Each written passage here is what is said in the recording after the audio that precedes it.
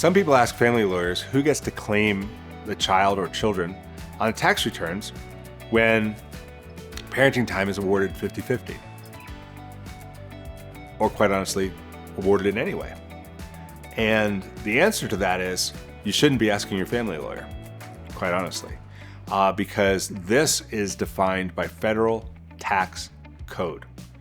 And the answer is not a simple one. There are aspects of the tax code that describe how much time, sometimes calculated down to the minute, the children spend with one parent over the other. And oftentimes people come to agreements and claim children based on those agreements or based on orders of the court. And most of the time, the IRS doesn't question it. But let me be very clear, this is not tax advice that I'm giving you right now, because the IRS could.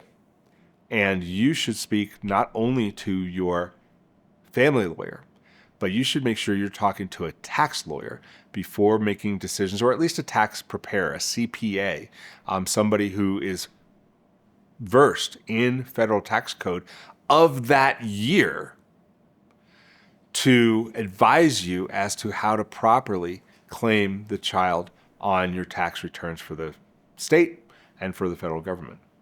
Another question that arises during this is, well, what about child tax credits?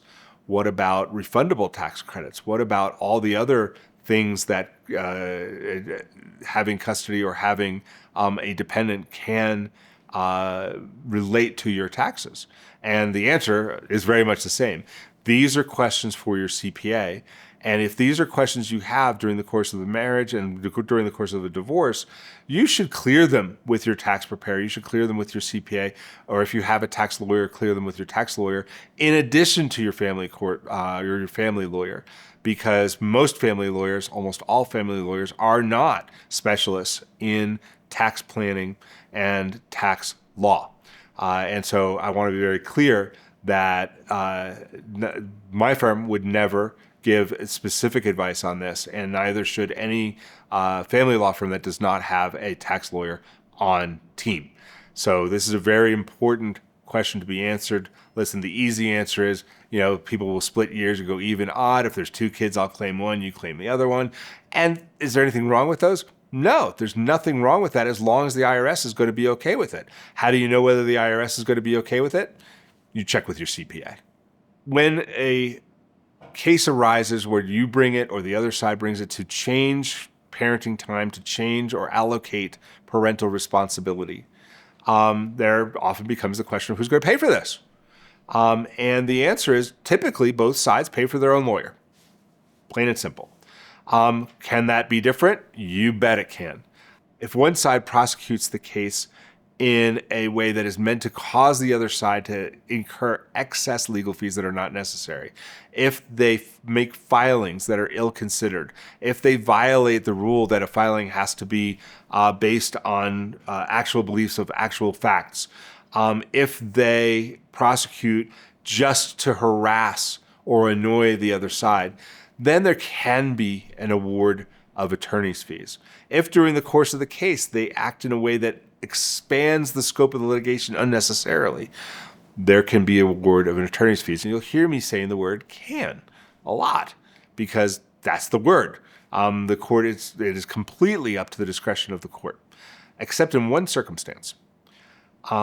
If you are suing, if there has been an order regarding parenting time or decision making, and the other side is not listening to that order, is acting contrary to that order, and you have to file a motion to enforce the previous order, and the court finds that the other side was in fact violating that order and has to order them to follow the previous order, then the law says that the court shall award attorney's fees. And in that case, you should get them. Do all courts always abide by that? I wish they did. But that is a shall. So you're much more likely to get attorney's fees in that limited circumstance. In all the other circumstances, it is discretionary, and it really has to do with the extent to which the behavior offends the sensibilities of the court. People ask who pays child support if grandparents have custody. And the answer to that's pretty actually simple. Remember, if you've listened to any of my other videos, but that answer is pretty simple. Child support is a right of the children or the child. It doesn't have to do with the parents, except for the fact that somebody's paying. Sometimes both parties will pay. But child support is an amount of money awarded to make sure that the children have the benefit of the earning capacity of their parents. So if both parents still have parental rights, but parenting time is awarded completely to grandparents, then one or other or both of the parents might be caused to pay child support so that the children get the benefit of their income. If grandparents are awarded and only one parent is involved and the other parent has lost their parental rights or has passed or something like that, then the one parent might be caused to pay child support using the same exact calculations as one might use if it was between two parents. So child support can definitely be awarded to a non-parent who has been awarded parenting time and parenting responsibility, also known as custody of the child.